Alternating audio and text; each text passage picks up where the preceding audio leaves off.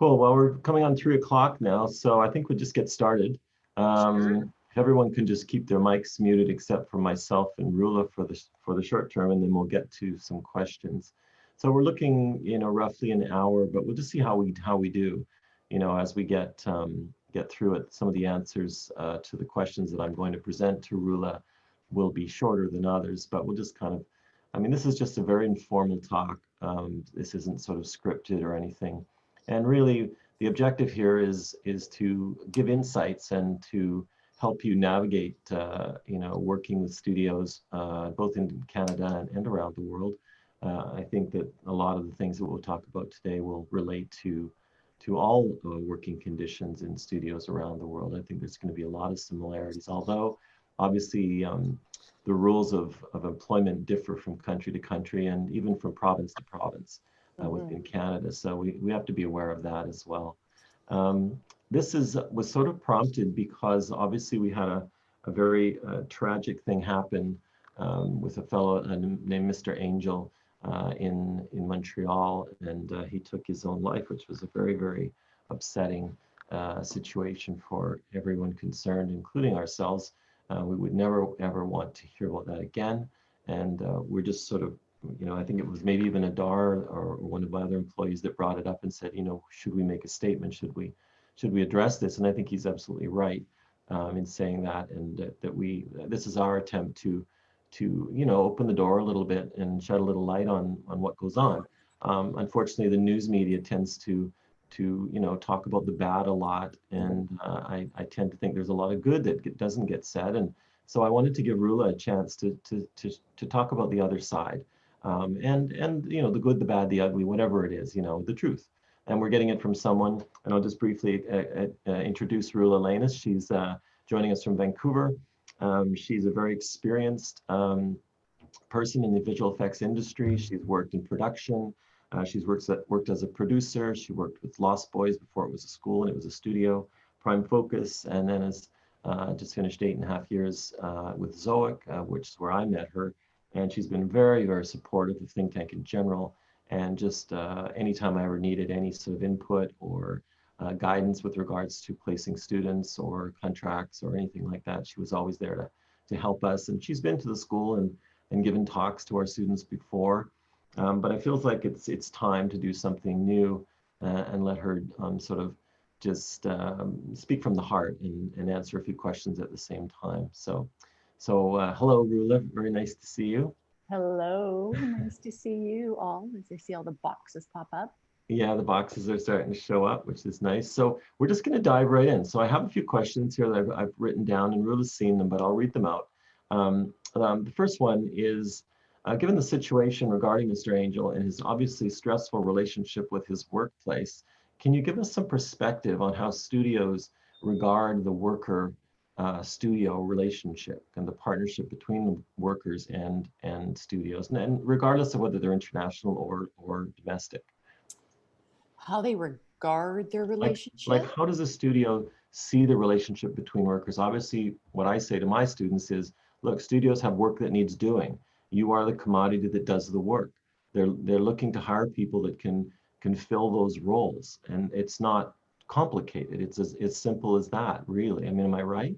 Yeah, for sure. I mean, it's the artists are what makes the studio the studio. Without artists, there'd be nobody and there'd be no project. So yeah, I mean, they are the driving force really behind everything that a visual effects or an animation or gaming studio does. So, but that's in general how each individual studio may regard their employees slash crew slash contractors, I think would differ. I think culture plays a part in it. Employment laws play a part in it. Time.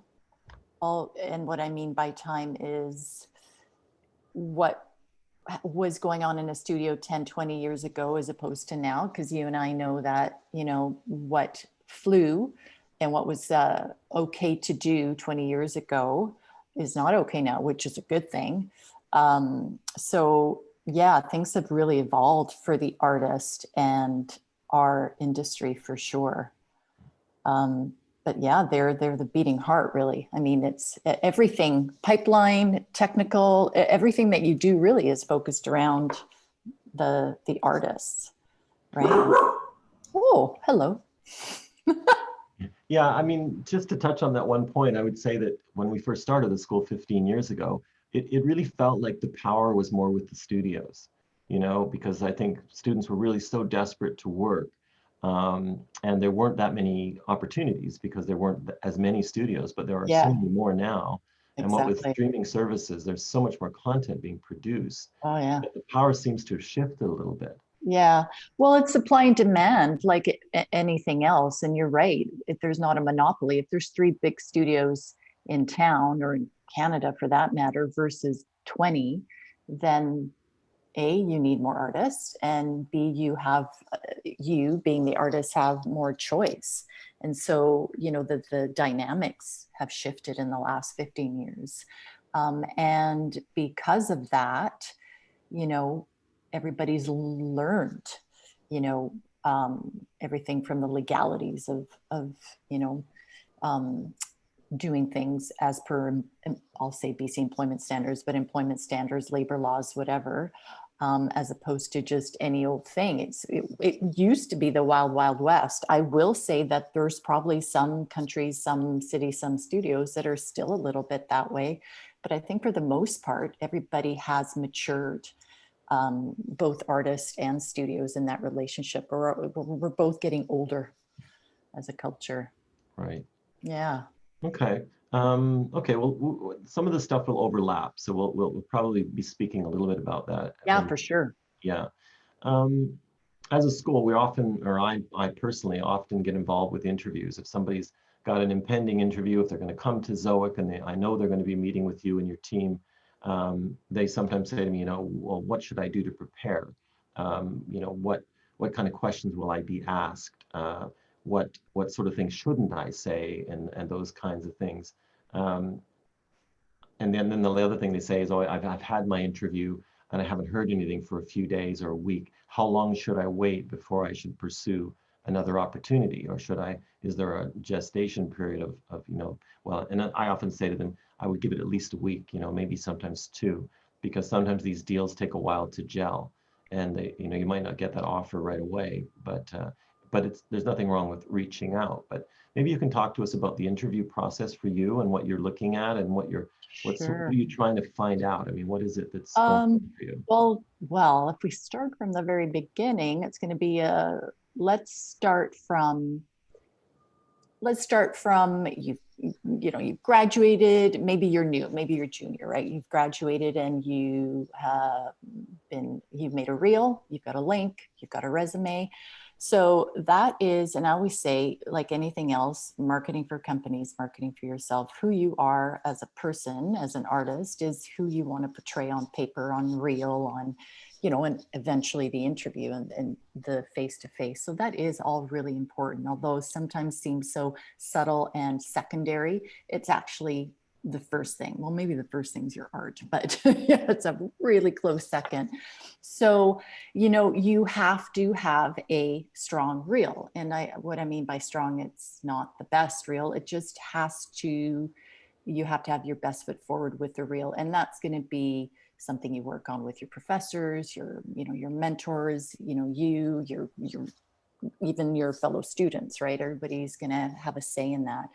Resume is a little bit more straightforward. And I always say, at least from, our perspective in this country and how I feel it should be, is you need, no matter how junior you are, your resume should have your experience. And it does, your experience, just because you are in the visual effects or gaming industry and you've just graduated doesn't mean you were born yesterday, meaning your resume should reflect your experience before visual effects in your school. So if you have, experience at Starbucks, or if you were a lawyer before, or whatever that was, you need to list it. So a resume has to tell us who you are and your history, and it reflects on your ability to, for somebody to look at and say, this person knows what it's like to show up on time or to, you know, be accountable for something. So that's what a resume says.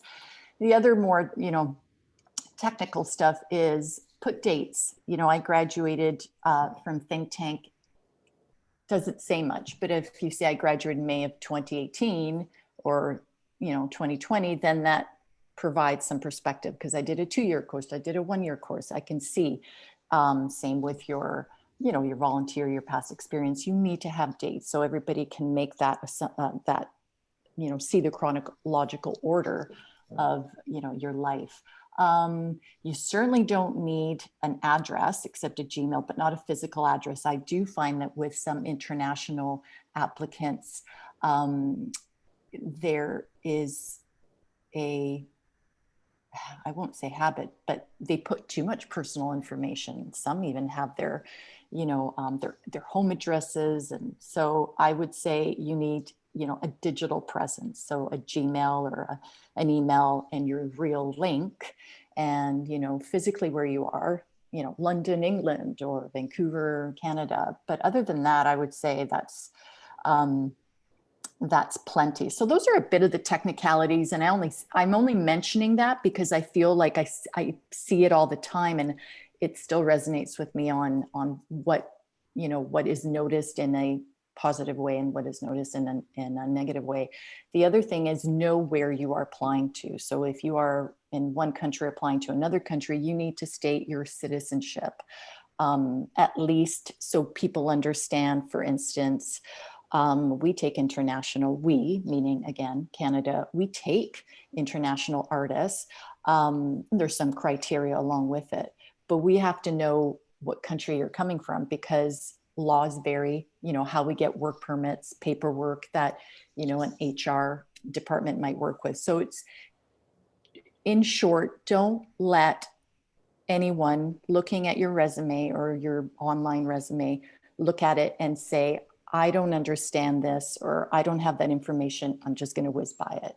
You want people to stay on you and you want to answer those questions before they're asked.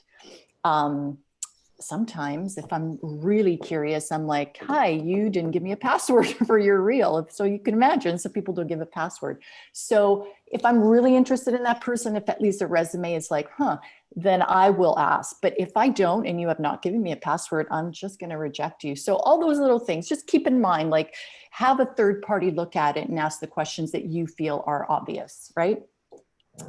So let's say you've done that, you've got a great reel and the resume is all, you know, good to go.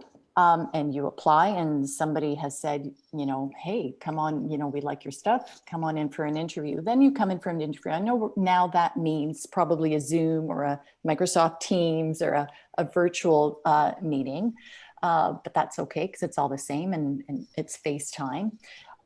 So for somebody out of school, what I think, Scott, you mentioned this before, what somebody's looking for is, we're already looking for a junior, somebody that's got something to offer like you are willing to offer. And your reel is pretty good at what you do. We can talk about the reel a little later. Then what we're wanting to do is meet you face to face and see what your communication style is like, your presence, you know, just your personality, that sort of thing. Also to answer questions on, you know, what's your knowledge of your software, ask you questions on your reel, your shots. You know, some of those questions are, how long did it take you to model XYZ? And texture it, or how long did it take you to roto or comp this shot or do this matte painting? So those are the types of questions one would ask of on a more junior level. And again, it's about understanding if there's that fit. Now, the other side of that coin of that interview is you. And that's, you know, so many things we could talk about there. But basically, it is your time to ask those questions that you want answered, because, you know, somebody's going to be asking, you know, about you, but what about the studio? You know, what do you want to know about the studio? What is the culture like? What are the hours like? And that's what we're going to go, get into, of the whole contract and terms and negotiations, and just any question that you would have. That is the time to ask it, and you should ask it, and you are allowed to ask it, and questions are good and welcomed. Cool. Okay. I think you've touched on lots of stuff there, and the next question is going to dovetail well into that, because we are going to get into now the contract. So, and I'm not going to get into the minutiae of contracts here. I'm just going to talk in general terms. So, a contract is designed to outline the terms of employment for both parties, for the studio and for the artist, and protect both parties in a sense, because it's supposed to put all the cards on the table and say, this is the deal we're offering you for this much money, for this much work, for this length of time. And it's up to you as an artist to weigh those things and say, this is a good deal for me, or it's not. But provided you agree that things are good and you sign the contract, these are generally contracts that either party can opt out of any time they want. That's generally the rule in Canada, or at least the ones that I've seen. But I think the thing that comes to people's minds, and this is sort of a point on Mr. Angel's situation, is this whole idea of overtime and working 80-hour weeks. And when I'm talking to friends, and, oh, you work in the visual effects industry, or, oh my God, what are the hours like? I hear they're really awful, and like that. I talk to my grads, I talk to my colleagues, and in general terms, people are pretty happy. It's not like, oh my God, I'm just a prisoner, and they chain me to my desk and they throw me crackers in the corner. And generally people are pretty happy. They like the studios they work at, they like the projects they work at, and if you ask them across the board if they would keep doing it, they generally would say yes. It's a good situation. So when I read the story of Mr. Angel, I was very upset, because it wasn't my experience. My experiences in studios have been very good, and they've been very thoughtful people, kind people, with my best interest in mind most of the time. There are certainly times when studios get under the crunch and they have to get something done. Yeah. I worked at Mainframe. They had a $50,000 fine a day for a show that's late. That was from the like Sony and Hasbro and a couple other companies. That's a pretty big fine. So do they want to hit their deadlines? Yes, they do. How do they do that? Well, when you get behind, you have to get everybody to pitch in and put in a few extra hours. In my situation, we were compensated, and I had no trouble with it. And in general terms, I think that's the case. Am I right? Maybe you can just talk a little bit about the context of those things. So much, Scott. I don't know where to start. Sorry. Where do we start? First, let's start with that poor young man. That's a tragedy, whatever the circumstances. That's very hard. Let me interrupt you just for 1 second. Yeah. You talked about something super important the other day when you and I were chatting. You said that he was kind of a primary artist. He was someone that So what I read, I'm going by the news. So I'm going by what I read, because what I didn't understand, because there was a story that came out, and then a week or two or three later, there was another story I read that had a little bit more information filled in, because at first there was like, he didn't want to pay his $35,000. There was a clause in his contract that said he was going to pay $35,000. I'm like, what the heck? I've never heard of that. However, I later found out and read that it was because he was a key hire. So he was a key artist, or whether the team or the studio thought he was integral to the, a piece of the puzzle that needed to be there in order for that show or project to get done, or whether the client said, you need this person, or you need this type of person. And this was the person that said, okay, this is the, linchpin, is that what it's called? He needs to be here. And that was in his contract that says you need to be here because it's all up to you, or you and a few others. So I now understand what that clause was and what that fee was. Do I agree with, again, so let me just give my little, I'm not in HR. So I'm just the word, I can't find it right now. It's because I need another coffee. But anyways, basically I'm on the recruiting side, so I can't speak to HR. I can't give that advice. However, I would say as an artist, you have to understand what you're signing and what you're committing to before you sign it. So obviously this person signed something that said that. I would have preferred a positive clause, such as if you stay, then you'll get a bonus, not if you don't stay, you're going to get penalized. However, neither here nor there. But at the end of the day, it's what that person, from what I understand, is what he signed. And I do understand also from what I read that the studio was able to null that, but they didn't. However, coulda, shoulda, woulda, and whatever happened with that situation. But that is something that is a really good lesson for everybody to say, what am I signing? Like, what am I in for? So anyway, and coupled with all his hours, again, was it the mill? I can't remember now. Yes, the mill. I don't know their employment standards and labor laws. I think what I still didn't understand from the article, and that I don't understand when news media talks about our industry, is we pay overtime. So as an industry, for the most part, not all studios, again, read the contract, ask the questions in the interview. That's what all that's for. However, a lot of studios are, and I'll speak for BC, as per BC employment standards. And that means if you have in your contract as per BC employment standards, it's 8-hour days. After 8 hours, you get time and a half. After 12 hours, you get double time. You cannot come in, if you finish the shift, you must have 8 hours in between those shifts. You get vacation, you get stat holidays, all that stuff is BC employment standards. That does not mean that you will not do 80-hour weeks. It means you will get paid accordingly. That part of it is a combination of culture. So what the studios are used to doing and how they are run, as well as client management and project management. And that nobody can speak to, because every project's different, every studio's different, every timeline. And there's so many factors that I wouldn't even try and guess and judge on why everybody's doing so many hours. However, you should be paid for every hour that you work. And that is true of a lot of studios, at least in BC. And if it's not, then you have to ask yourself, what am I signing up for? And am I ready to do what is asked of me and commit to that contract that you're signing? Okay, I that's totally easy to understand. But there is one thing that friends of mine say to me, and I've had students say to me, my contract's coming up for renewal, potentially, or not.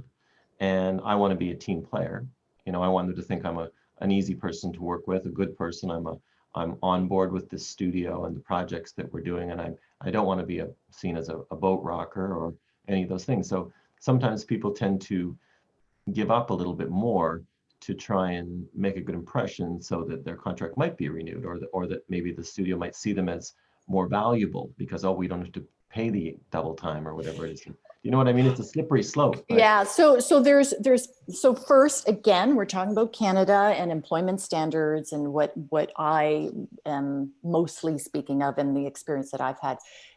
There's lots of different contracts. So there is an employment contract, which is project based. So you have a start date and an end date, meaning you are treated as an employee. Your stat holidays, maybe you get benefits, maybe you don't. Those are the questions you're asking. But all overtime and all the employment standards are as an employee. Then there is something called a staff employee, which means there's no end date, which means, hallelujah, you found the gig for the rest of your life. And then there would be a couple of other choices, meaning somebody is hiring you as a true contractor. And it's very particular how in Canada a contractor is judged, is deemed a contractor. They have to have their own equipment, their own software. They can come into a studio, but they don't have to come into a studio. They will make up their own hours. They may get paid by the hour, but usually you're calling the shots, saying, okay, you want me to model this, computer, it's going to cost you $2,000 and I'll do it in 3 days. Oh, you need it in 2? Yeah, I can do it in 2. So all those, and you invoice, you are your own contractor. That is something that could happen, in which case there are no overtime. There is no employment standards because you're working for yourself. So that doesn't apply. And so maybe that's 3. Did I say there's more than 4? So that's kind of the usual way, or it could be remote, but the same applies. You're a contractor, you're working from your house. Pre-COVID, now everybody's working from home for now. So depends on what you are signing up for. So if you are signing up, as you said, for an project-based employee, meaning your contract is coming, to the end of its time and you're hoping you're going to be renewed. Hopefully you have an HR department or a producer or, a supervisor or even, a recruiter that you can say, hi, so-and-so, I'm having a great time here and my contract's up in a month or 2 months, or, hopefully it's not a week. Hopefully somebody's addressed you before that. Any other projects, any hopes for extension or whatever. So that's something you totally should bring up and communicate clearly. However, doing something for free, because I think that's what you're saying, Scott, is I'm going to put in more hours because I want to, be more desirable as an employee. That really, at the end of the day, it's not the hours that we'd be willing to put in without pay per se, but with pay. But I think what makes you more employable, or what would make somebody say, we'd like to extend you, if obviously there's more work, is that you have done your work, and on an artistic level, like it looks good. The other part is, are you collaborative? Are you communicative? Are you somebody that can take criticism and constructive? And are you on time? And, are you basically, part of the team? And are you bringing, as part of the team, the project, the shots, the sequences forward, whatever that may be it, roto or render wrangler or whatever. Yeah, it doesn't matter. Junior, mid, senior, supervisor, that doesn't matter. What matters is, are you feeling like you're producing some good work? Hopefully you're being given criticism. And that's on the fault of the studio, and probably a whole other conversation, is hopefully somebody's communicated to you that what you're doing right and what you could be doing wrong, or could be doing better. So that that's the fact. Those are the factors that would say, yeah, I will extend so-and-so. Not, they're putting in tons of hours without pay, because you should never work without pay. Yeah. Well, and it's in the studio's best interest too, because if it's like, let's say 6 weeks or 2 months before the contract is up, and it's very logical for an artist to say, well, what's my next gig? I might have to start looking for my next position. So, for sure. So if I go to the HR department and say, hey, look, I'm kind of at that place now where I might have to start hunting for my next gig. It's in your best interest to know this. I mean, obviously, the contract's coming up, so you might want to say, oh, wait right there. We want to keep you. For sure. Absolutely. Like there's lots of artists, junior and senior, that you're like, wow, these are really great people. Let's hold on to them, or can we hold on to them, or can we extend them? Because you want to extend them. And sometimes you just can't because there's no project, but they're certainly on the callback list, if you will. The other thing that I know, I will say Canada and US, because it's called reverse recruitment, and all the recruiters talk to each other, if you will. It's by email. And now it's like, it used to be just Vancouver, and it's grown over the last 10 years, and with American studios, which is really great. So we have a big Google sheet, and there's, I'd say 20, 30 studios. And when somebody has completed their contract and we have nothing else for them, what we do is we say, we'll reverse recruit you. And what we do is you update your resume and your reel, and we send it to our Google, clan, if you will, of all the recruiters, and say, this is a person that's becoming available in 2 weeks or 1 week or whatever. they are a compositor, please find their resume and reel attached, and, you know, hopefully they find another job. But it does allow, it's a nice thing to do, because in some cases it works really well, is another studio is just looking for somebody as you're willing to let them go. And it does mean something too. It's nice that it's coming, you know, we try and keep the talent. It used to be just for Vancouver, but, you know, you try and keep the talent pool in Vancouver, because, you know, it's just a cycle. Will eventually Well, come and back, hopefully. I've witnessed this in action. I've seen people get help Yeah. by you to get that position at another studio. Just letting my dog out, guys. I know he's looking at me. I'll have to get up in a sec. Yeah, so you have witnessed it, and it works. I think it works really well, and it makes a difference. And it I think on a emotional level, I think the artist really appreciates it, because they feel like, you know, there's somebody else, somebody cares. Yeah, they're right? not the number, they're Right. And I think that's always should be the case. I'm not saying that every studio, every recruiting department, and, you know, every team is like that, but we all strive to be that way. And as artists looking to get into a studio, hopefully you look for that studio, which is why I go back to the interview and the questions, ask the questions, ask about the culture, understand, or at least feel the energy of that person that's interviewing you, or the recruiters or the HR, whoever that team, like really understand that you are going to be able to be part of that team, or want to be part of that team. And I know at the beginning, I know what you're saying. You're like, I just want a job, which fair enough. Yeah. In that case, you're like, okay, this sounds great. I'm getting my foot in the door, but I don't like A, B, and C, or they're offering me this, but they're not offering me this. Mm-hmm. I'm going to bite the bullet, and I'm going to, because I need to get my feet wet, or I need, you know, to get some experience. And sometimes it's great if it is a shorter contract. Maybe you have that feeling in your gut that, wow, you know, it's really not my first or second choice, but I really need to, you know, get something started. Yeah. But then maybe the fact that it's 6 months or 3 months is a good thing, you know? Well, which leads me into my next question, which is sort of related to this.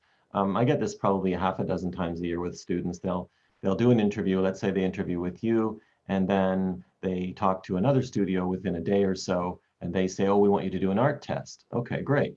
So now you got to do an art test, and it's due on Friday, but you did the interview with this company on Monday, and they want an answer by Wednesday.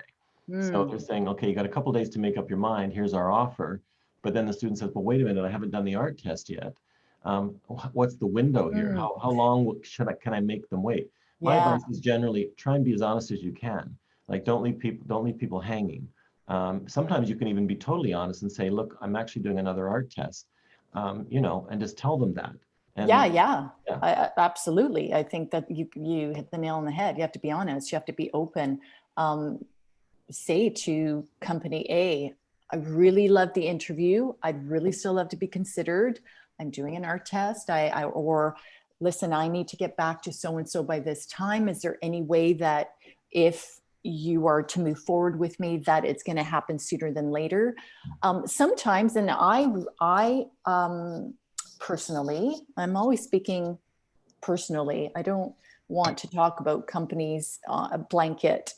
But I personally appreciate the honesty, and I will be honest back, meaning I can't answer you by then. Like I can't, even if I wanted to. So I will say you're best to take that other offer, because I can't, because I don't want to be the one that says wait and then we say no, right? Because nobody, and then you've lost two. That's terrible. So again, you know, at the end of the day, I always say the way you, hopefully your morals, your values, your ethics, the way you grew up, the way your parents taught you, and who you are as a person is who you really want to be on a business level. And hopefully you want to receive that same respect back. So it's kind of simple. When you keep all that in mind, everything kind of falls into place. Yeah. Okay, cool. Just by the way, everyone, if you want to write questions for at the end, you can just add them into the chat and we'll just sort of look through them at the end here. I mean, we're probably going to cover a lot of things. And just FYI, we're not going to get into today internationally as far as working with international students. I know a lot of you want to know more about the process of being hired as a foreign worker and those things. And that is a big question, and it's certainly one that's super important. But I think that might be another talk potentially, because it's there's a lot of pieces, moving parts with that, and I don't think we have the time today to really get into that. So who knows? It may be Roula, it may be somebody else, but if it's a general, I mean, we wouldn't be able to answer technically, paperwork and laws per se, but we can certainly try and answer something that we might be able to answer.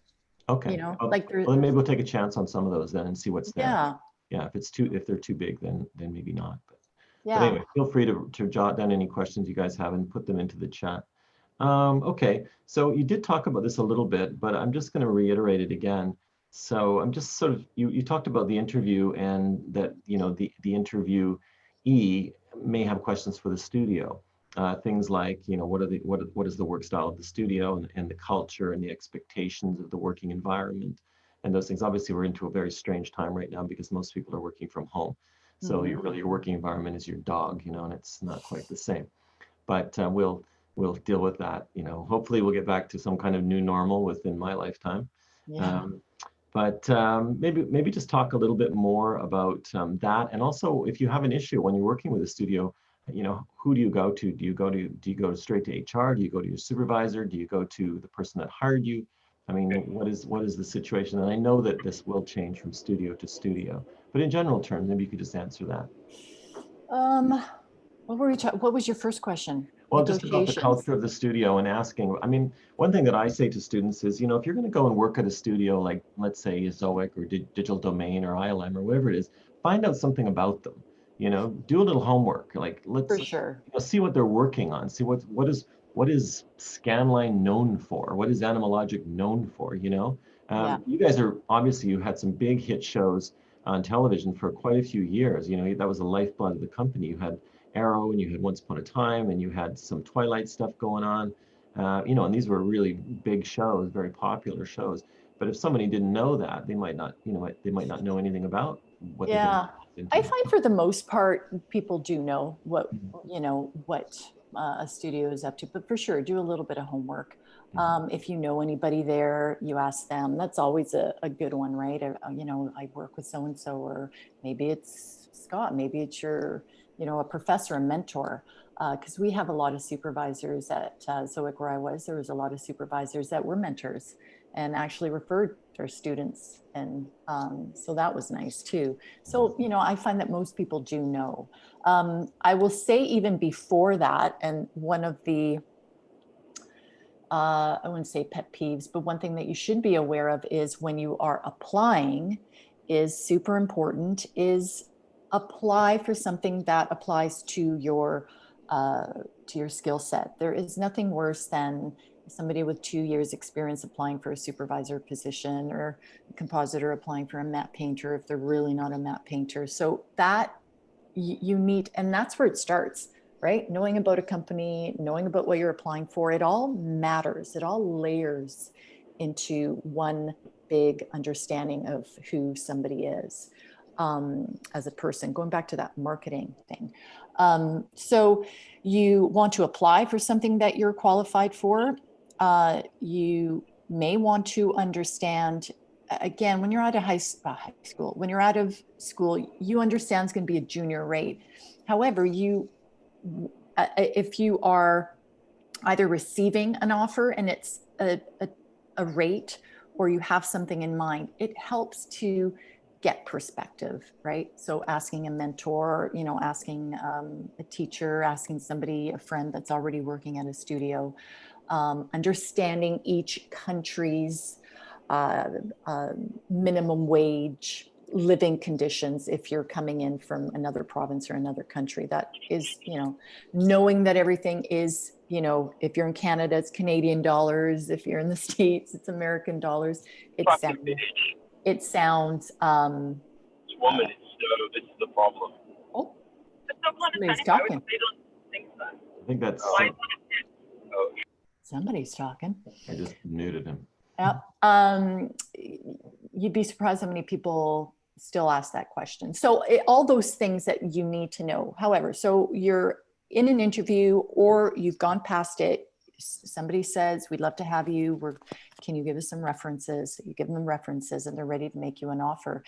You're still going to consider it. So somebody's said, I'd like to hire you from this date to this date with, this project or this department. And here's our terms. And here's our rate. You still have a chance to ask questions, to consider it, to take it or not take it. So, and what about the rate? Is it flexible at all, do you think? Or do you have like...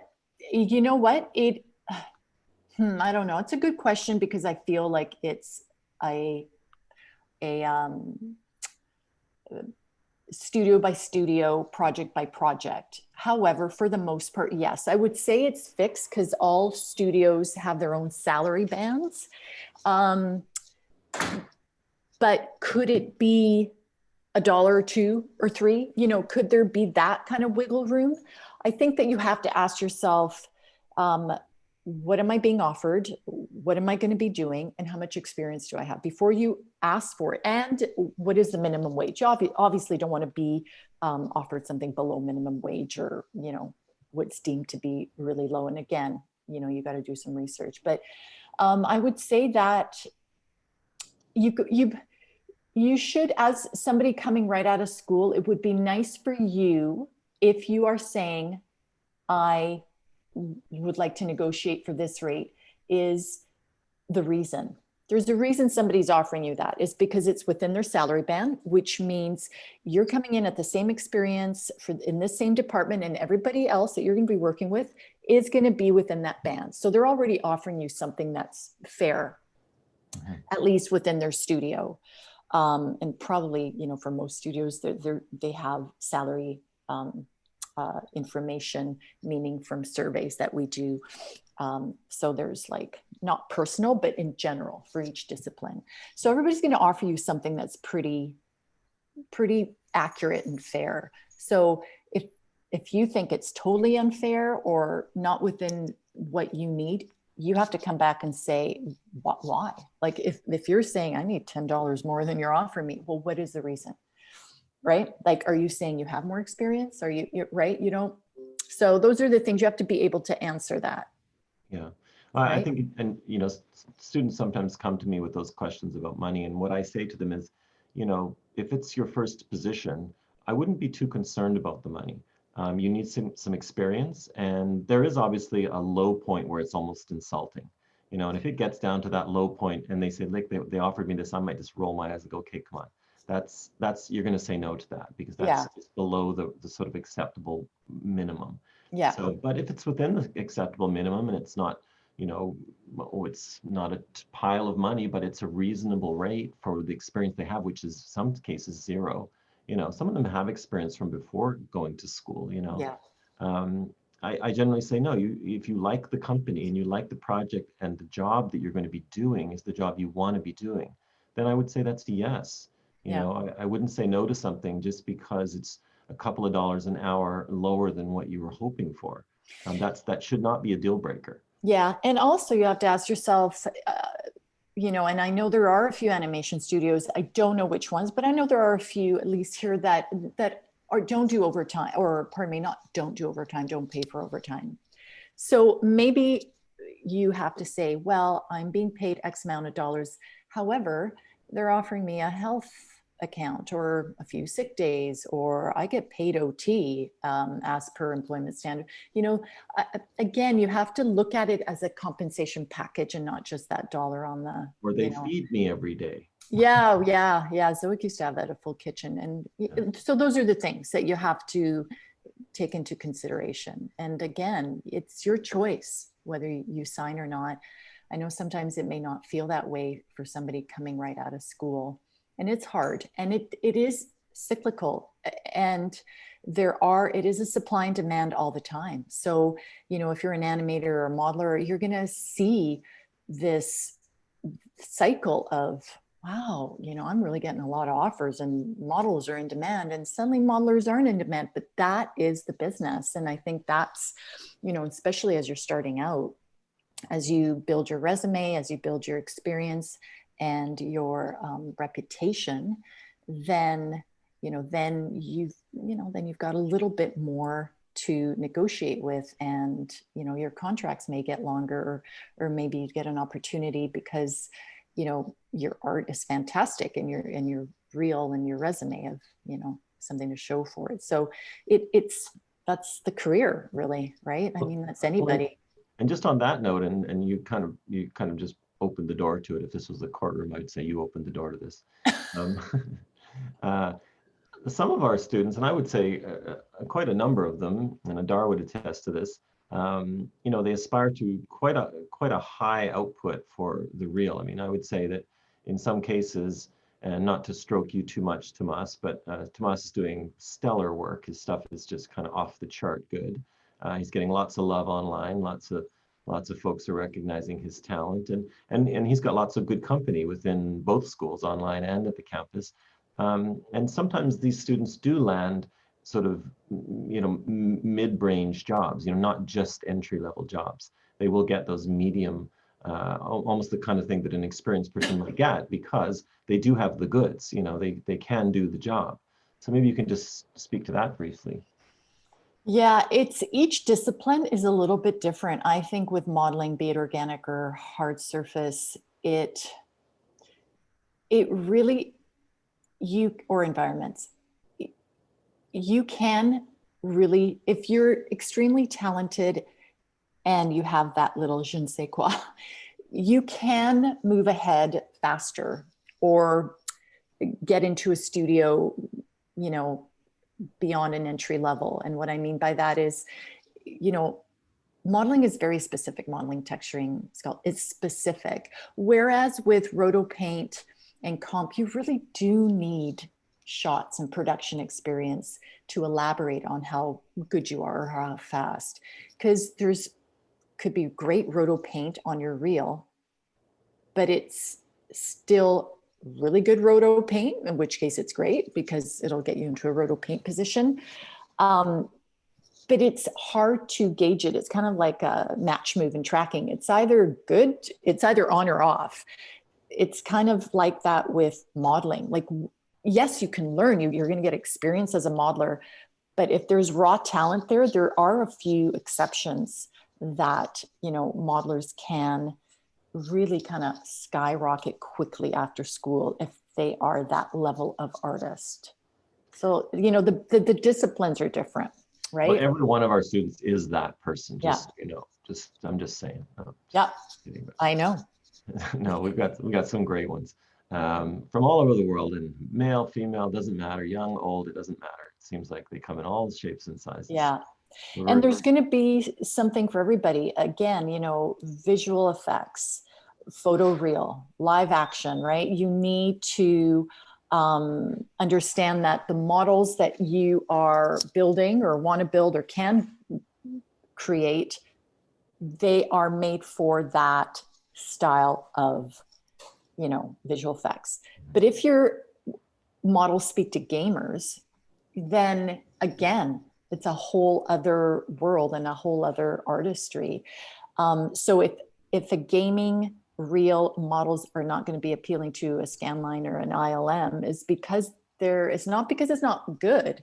It's because it's not right for what their need is.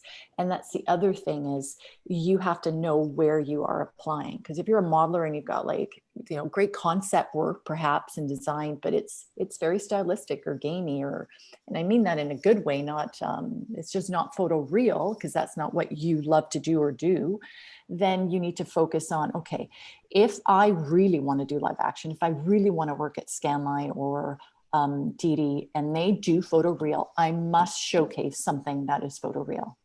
Great. I can't expect to keep applying there with the same reel, with the same style of work and expect somebody to say, yes, finally, I'll say yes. Unless a project comes up that is the style. And that's what I mean by understanding the studio and where you're applying and what you're applying for. Yeah, I have a grad who animated Spider-Man on Homecoming. He animated Superman on Man of Steel. He worked on Justice League. He did some dinosaurs in Jurassic World, but he can't get into Sony for his life, you know. And he's been bugging me, oh, you got to get me into Sony. I said, dude, your reel does not say Sony. Yeah. You got to do some stylized shots, you know, and Yeah. show them that you can do Sony style animations, because that's what they're looking for. Yeah. Yeah. And I'm sorry, you're competing against all those people that do a lot of stylized work. Yeah. So, Yeah. So you got to know your audience. yeah, give them what they're looking for, and then Yeah. make it easy for the recruiters. Yeah, exactly. And it's kind of like acting, right? You're too tall, you're too short, you're too skinny, you're too blonde. But that's a little bit kind of, unless you've got such a great, reel that's very well rounded, you are going to be not typecast, but you are going to be rejected based on something you don't have, but it's because you don't have it for this particular studio or project. It doesn't mean you're not good, and it doesn't mean your work's not relevant. Mm-hmm. So I know that sometimes it's hard for people, especially animators, now that you speak of them, to get out of one genre, if you will, one style, and get into another. They really want, like, there's a lot of animators from, the full animation side that want to get into visual effects animation, and it's very different. It's very different. Anyway, so yeah, there's so many factors. It's not black and white. So, which is a good thing. Yeah. Because you don't want everything to be the same. Yeah. No, it's great. We got a lot of diversity within the studios that we have here just in Vancouver. And I think we're very lucky that way, because you can kind of in any style you want. It's all here, which is super cool. The one thing that you do, I mean, going back to contracts and offers, is now what's happening with COVID or working from home, regardless of COVID or not, is if you are a true contractor, meaning you are bidding on something, it's a, they say do something and you say this is how much for to do the whole thing, you're going to invoice. That's a contractor. You can be anywhere in the world, really, at the end of the day. However, if you are expecting employment, like real employment, overtime, stat holiday, like labor laws to be in effect, you have to understand that if I am in, New York, and I want, to get a job, like be an employee, like somebody in the UK, what I'm signing has to make sense for the laws for the country or the city that you're in. And so what, one thing you have to pay attention to is what, again, the closet, like, what are you signing? What is the commitment? Because if something's null and void because it's not, it has nothing to do with your state or your country, like, it's really not a contract, really, at the end of the day. There should be something that ties it to where you're living and the citizenship that you're, what I mean? So for instance, even within Canada, BC employment standards are not Ontario employment standards. So there could be a contract that a company has that says, yeah, we've got a lawyer on it, and we have templates and contracts for every province, which is great. It's, or there is a frame store in BC and there's a frame store in Quebec, and therefore they have two, like, physical studios, in which case they can share or hire from each of those provinces. But that's something that I am finding that's interesting. Again, personally, as I see it, is you cannot hire somebody. It's so funny because when everybody's working from home, everybody's like, oh my God, we can hire anybody we want. You're like, well, kind of, but not really, because you're not protected by any laws if you're not signing anything that is, prudent to where you live. Do you know what I mean? Mm-hmm. So that is something to, think about as you're applying, because maybe you're thinking, wow, okay, well, I can work from home. But so, hey, BC, can you offer me a job? And I'm in Washington. And you're like, well, I don't know. I can't. Well, and also offer you. tax credits come into it, don't they? Yeah, tax. So let's say that aside even. Okay. Let's say we don't even care about tax credits and BC residency. There's the contractual side of things you're not going to be protected by any laws if you're not, right? If I give you a contract that says, as per BC employment standards, I'm not in BC, I'm not in Canada. So it doesn't really apply. Yeah, we've run into that. We've hired artists from around the world from time to time, and some of them have wandered off, and there's really nothing we can do. It's super, yeah, there's almost like suddenly you're like, oh, that doesn't work, or how is that going to work? How is anything going to be mandated? Send our hit squad over there and take them. Yeah, back. so I found that interesting, because that's something I wouldn't have really, thought about too much. Mm-hmm. But now that everybody is saying, oh, we can hire somebody from so-and-so from whatever country, or somebody's applying from anywhere saying, well, it's pretty easy. First of all, right now, if you are an employee, technically they have to send you a workstation. Oh. So even if you think about that, you're like, what am I shipping a workstation to South America? You can't. Yeah, you can't. So yeah, which is the only thing that would work in that case is an independent contractor, like a freelance remote person that you put faith in, that is going to do the work and send it when they're supposed to send it. So there's definitely a lot to think about. All right, well, we're coming up on an hour. I think, unless you have any other parting words, we just have one question. I see a question here. Can you read that? Christopher, if someone has different styles, would it be better to have a single reel showing everything or multiple reels with So I'm assuming that's a good question. And I'm assuming that you are saying that perhaps, I guess it depends what you're doing. So let's say you're compositing and you happen to be one of the few compositors that can do, live action, or you comp and light for full animation. That's a really good example of you need two different reels, I think, right? So you have your full animation reel that you do comp and light, and then you've got a live action that you're doing comping, and that makes sense. Animation, not really. I mean, there's different stuff. You could break it up. I mean, it's kind of, again, it's a little bit up to you at that at that point, because that becomes a little bit of an artistic style of how you want to showcase your work, unless you want to tell us what kind of work you're talking about. If I could just add something to that, Roula, like something that I say to my students is, if they're doing, let's say, environments for film, and generally there's some very high level texturing going on for a film environment, and as well, typically the lighting is generally a big deal as well, because you gotta showcase it properly. So sometimes I'll say to them, look, if the lighting is really great and it's really kind of dynamic, you might want to publish a lighting reel and call it that, call it lighting artist at the head of the reel, and then publish your environment reel as well.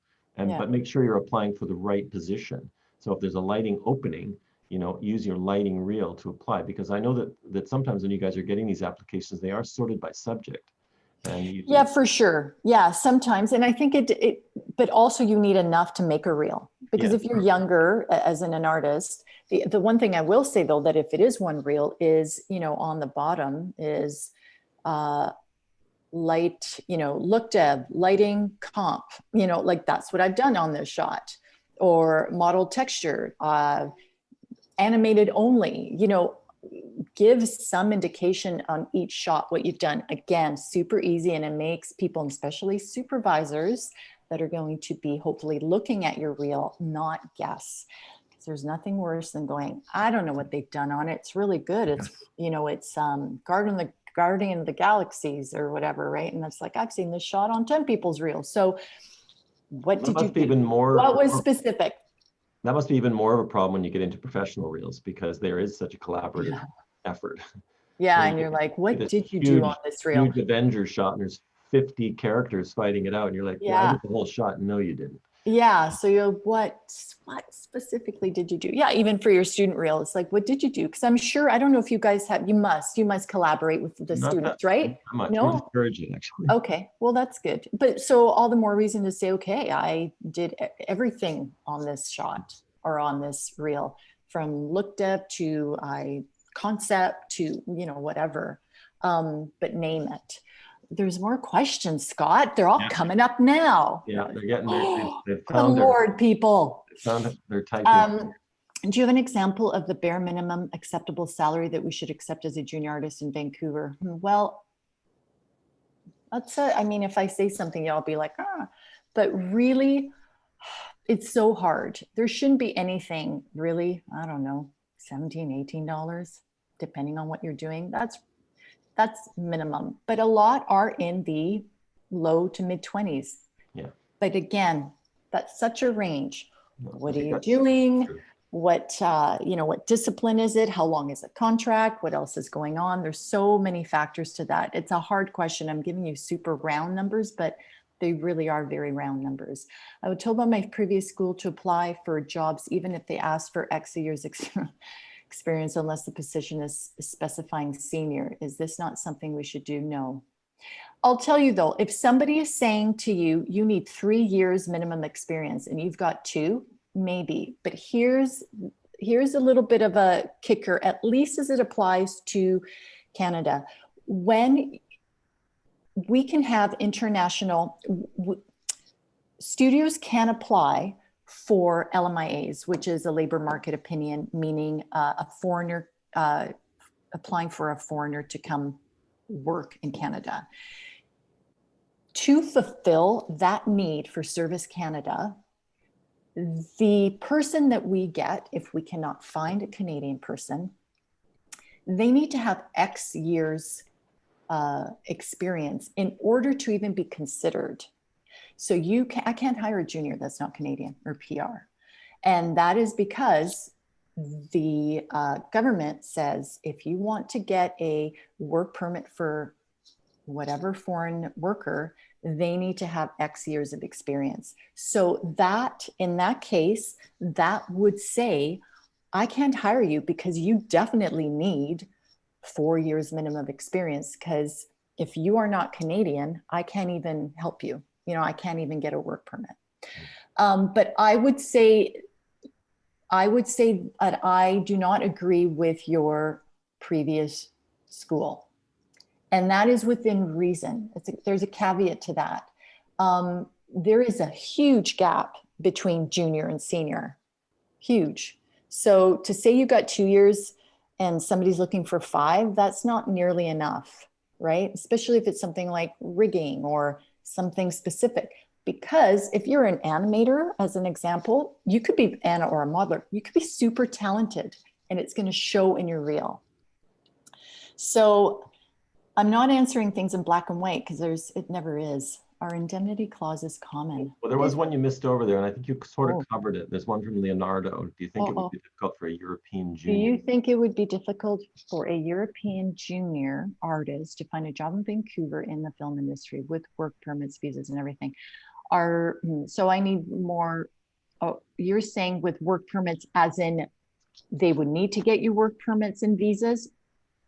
Okay, so let's see. Let's try and answer this. Do you think it would be difficult for yes, if there are work permits involved? Going back to my other answer is, in order for Canada to get a work permit for a foreigner to come in for visual effects industry, I can't speak for other industries because we have a special, although we did, let's just talk pre-COVID, the visual effects and animation industry had a couple of exempts because of our situation, because we need people, a lot of them, and we need them quickly. For those reasons that I won't get into, we were put in a box that says, you, visual effects and animation industry, need these sets of rules to get a work permit. So having said that, you need X amount of years. So you as a junior would need in the industry, I don't know, 3 or 4 years, I can't remember, it fluctuates, but you would need experience in order to be even thought about. However, it depends on what country you're from. You can because if you're under, 28, you can get a working holiday visa. Again, under normal circumstances when COVID goes away. So 31. that's a possibility. Mhm. Yeah, especially from countries like England, Australia, New Zealand. The Yeah, Ireland. Yeah, there's quite a few. I think it's as old as 31, some countries. So Yeah. So Gina Yoon, what do you mean by once we get hired, how long usually companies offer a grace period? I don't know what the grace period means. I don't know what a grace period is. maybe they mean like a period of time for you to kind of get up to speed. Oh, well, I think everybody understands that you have to learn the pipeline. If you're a junior, you're not going to be given any workload. It should be this way, people, that you're not going to be given a workload or shots that are above your understanding. You're going to be eased into things as one should be. I think what's up to you, though, is to make sure that you are not embarrassed, afraid, or shy to ask questions of your person next to you that's been working at a company for way longer than you and knows the pipeline, of your lead, of your supervisor, whoever. If you don't understand something on a shot process in general, ask, because you're going to get the answer quicker. You're going to get your job done quicker. And I'm telling you, supervisors, leads, and your coworkers really like answering questions, and they want to see you succeed.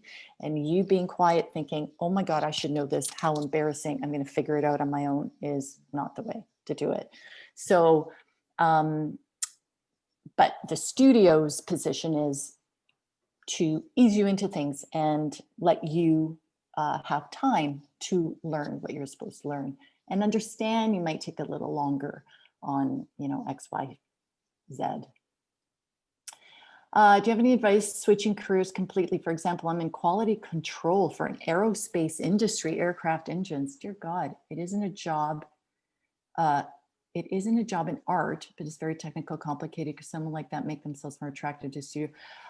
Yeah, our rigging, for Zoic's rigging supervisor, he used to work at a nuclear plant. So that definitely said he had paid attention to detail. So there's lots of crossover.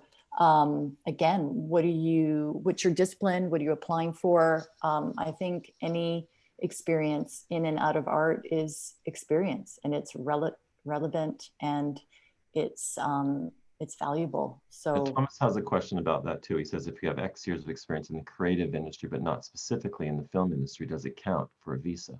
Yes, it might. It depends. It depends if it's, graphic design, or I'd need more information. It would.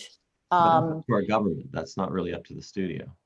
It's not up to the studio. It would have to fall within the guidelines. Yeah. And the studio would know that. They would want, so here's the thing, and I don't want to squash anybody's,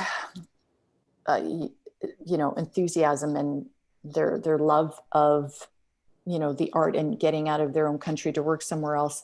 In order for somebody to bring you over, they have to like your work. You have to have something. If you don't have a reel to show, if you don't have a foundation or something specific, it's super hard for you to come in on a visa, which is why I'm saying, could you get a holiday working visa? Some schools in Europe, I find, I'll speak for like France, only because we've had some good experience there. Some of the visual effects programs at our university, they're 4 years. You do a lot in 4 years. You learn a lot, and some disciplines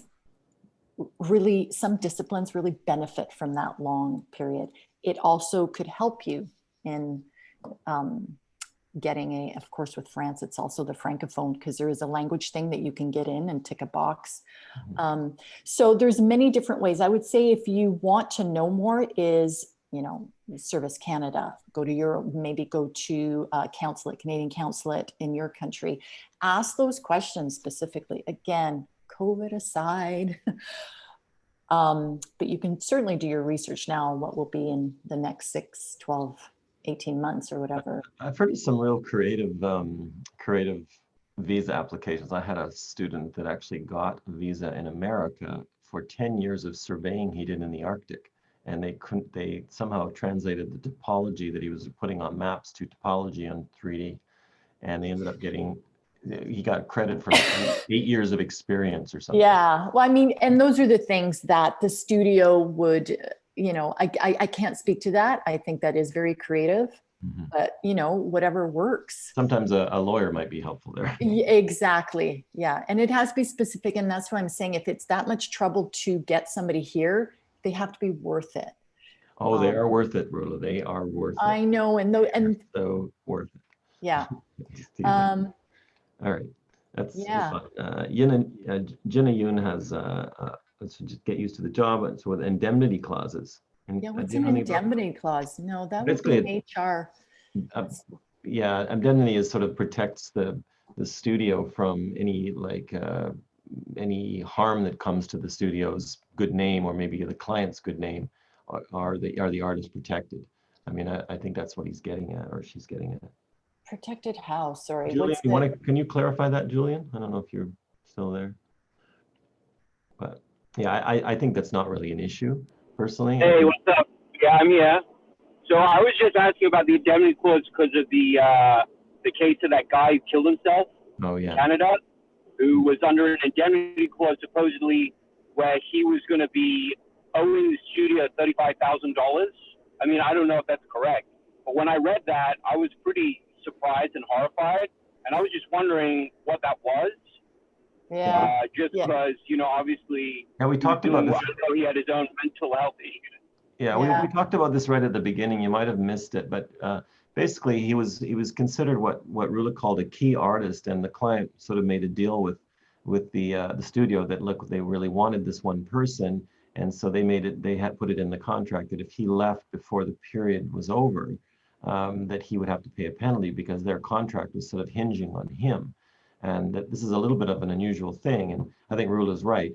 Perhaps they could have spun it differently and said, look, you stick around till the end, we'll give you a bonus, rather than we'll pay you a little bit and maybe pay you a little bit less up front, which could amount to the same thing, but at least if and I think I read too that. Oh, okay, so it's an isolated incident then. It was quite it's quite a red. It is, and I think when we were the message that I'm trying to drive home is read the contract and know what you sign before you sign it. But yeah, what I read, and only I've read this from online news, is that he was a key artist or key to the project, or to, I don't know what he did, to be honest, in terms of like his discipline, but I guess the studio said he's a linchpin and he needs to make this project happen, or to get this project in.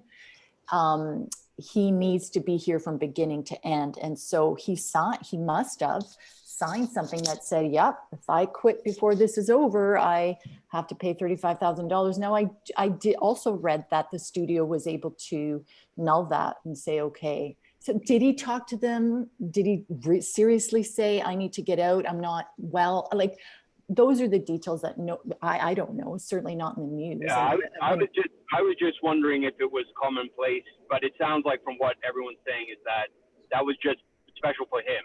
Yeah, it must have. That's what, when I first read it and there wasn't any other information, I had no idea why he would have a $35,000 penalty, and that's what it's for. But you're right, I've never seen it, at least not anything I've signed or come across. But I think it's I don't want to say rare, but it's not usual, and most of us will not be ever dealing with that unless you're super good. Well, I think the bigger issue there, just having read several articles about that situation, I think the bigger issue there was the communication between the artist and the studio, and I think he felt that he was being bullied as well. And it wasn't just the money, it was also that his relationship with the studio was quite destructive and sort of made him feel less than. And I think he suffered emotionally just some very deep trauma Yeah, there's obviously. a lot of, I'm not going to say, you know, I've been lucky. I've worked with a lot of, you know, great people, good studios. Sure, there's poop that goes down and some things could be better and you're like, wow, but it really is within the realm of, hey, it's work and it happens everywhere. And those are minor things, but there are some really serious things that happen in some, I've read something on Weta that was happening for years and I was mortified and horrified. And that's because people at the top were, you know, bearing it and denying it and ignoring it, or were part of it.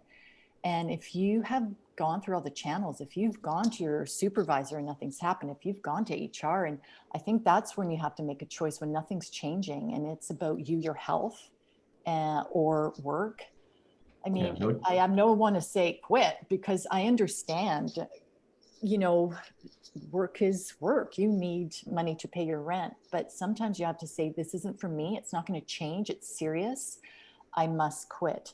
But in all countries, you do have avenues to remedy it, or at least call it out. Whether anything happens or not, I don't know. I can't personally. I can't say what would happen or not happen. But you need to be your own advocate. If something's happening to you and it's not right, and it obviously doesn't feel right in your heart and your gut, then you need to call it out. You need to flag it. It should be that way.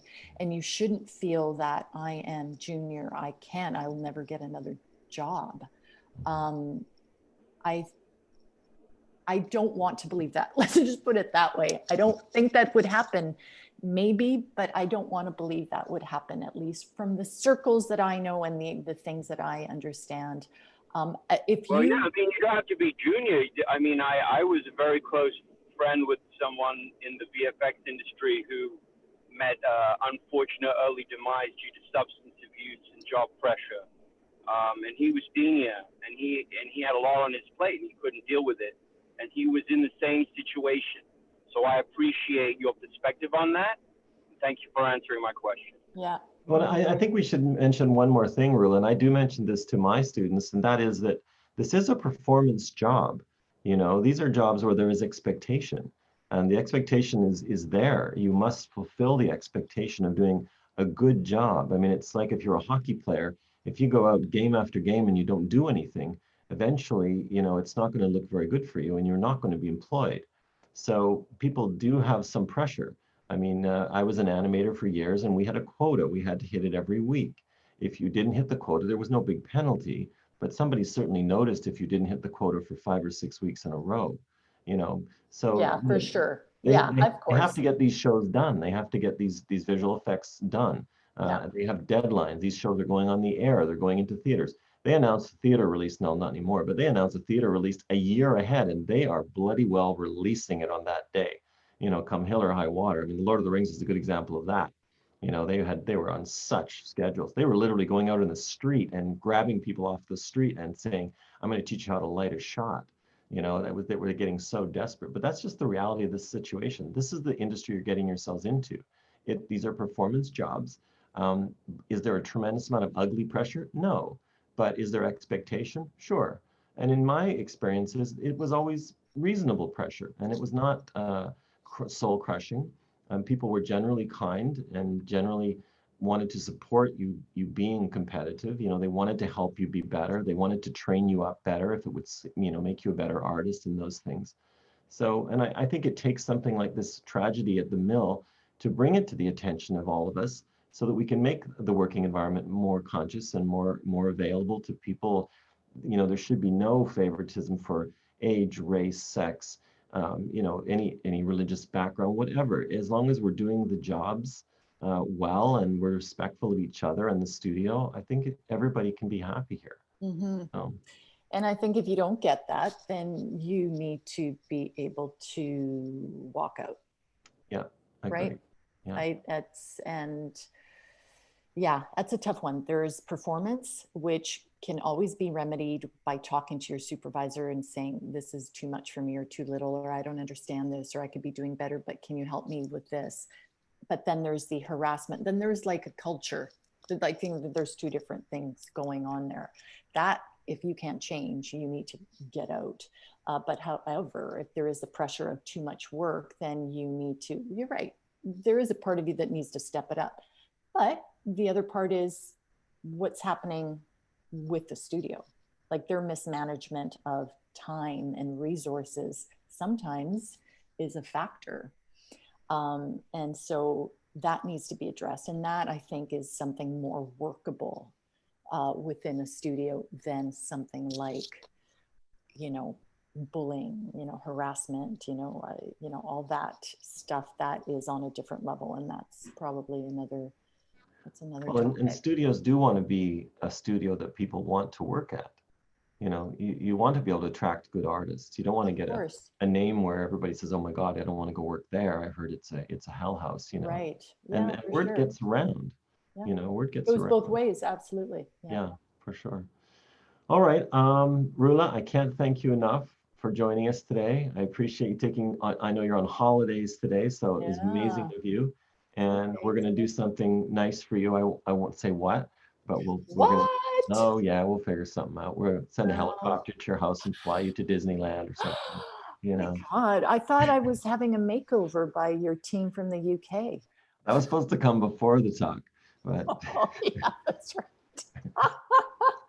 All right. Oh my goodness. Well, you know what? If we could answer anything else, you can certainly just get some questions, written to you, and we could, I could try and answer it. Yeah. If anybody has any more questions, that's a good point. You can always send them to me.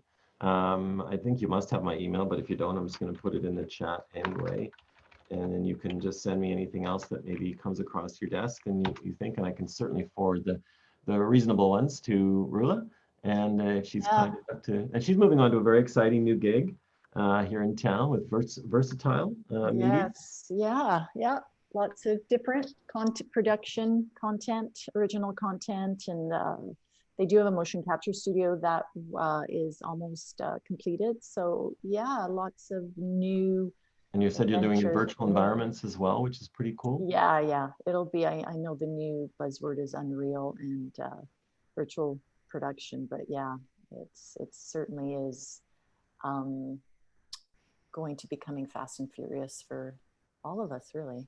Well, and I should point out that Roula won't be recruiting for that company. She's working in marketing department and her head of marketing, I think. Yeah. Well, there's only me, so I will be head of me. Well, who knows? Maybe you'll see some of these smiling faces in your moving forward. That would be nice. We can have a catch up. Maybe we should have a catch up every month or two or something. Or maybe every year or 6 months. Okay. Yeah, I know. Time. Oh, are you and me? Oh no, you and me. Yeah, we should get. We're way behind. Roula and I go for wine and beers after work sometimes, but we haven't been able to do that, unfortunately. No. But anyway, soon, okay. Everybody, hang in there. Wear your masks. Find a little happy place in your heart and know that this is temporary. And also so I'll leave you with this. I started in broadcasting. I was going to be a broadcast journalist. And when I was going to school, the television sector, not, post, not film, whatever, but the journalism, it was taking a dive. And, when I was taking it, everybody's like, even one of the instructors, to be honest, business is dying and this is the worst time to be looking for a job. And it was just like really depressing. And I'm like, I don't care. I'm going to do my thing. And I think that's what you need to, no matter what, if somebody's saying you can't get a work permit or you're not coming to Canada, or it's okay. There's going to be another avenue. There's going to be another way to do what you love to do, and you will end up where you're supposed to be. I believe that. Truly believe that. The industry is very healthy. Things are going very well. Lots of good things coming down the pipe. Absolutely. So, it'll change, but new, some roads are closing, but new roads are opening. So that's right. Yeah. And I think that studios are always looking for good people. So if you're a good person and you're a talented artist, which I think all of you will be, the future is bright. So don't worry too much about it. Yeah, absolutely. And for those of you, just a little word of encouragement for those of you that are from other countries and you do want to come and work in Canada or in the United States, which are two of the bigger markets, it can be done. I had a guy, I think he was a Brazilian guy, and I said to him, you know, you're very determined, aren't you? You haven't been able to get a visa to work here, but you're not giving up. I mean, we let people stay forever on our campus, which is really, I think, a good thing for him. And he said, dude, I am not going back. Like, I am staying, and I'm staying till they hire me, you know? And you know what? He has been working now for 5 years here in Vancouver, and he just would not give up. And I said to him, that attitude will serve you well. Never give up, because you'll get there if you stick to it. The only way you'll ever fail is if you give up. So don't do that. Yeah. So, Yeah.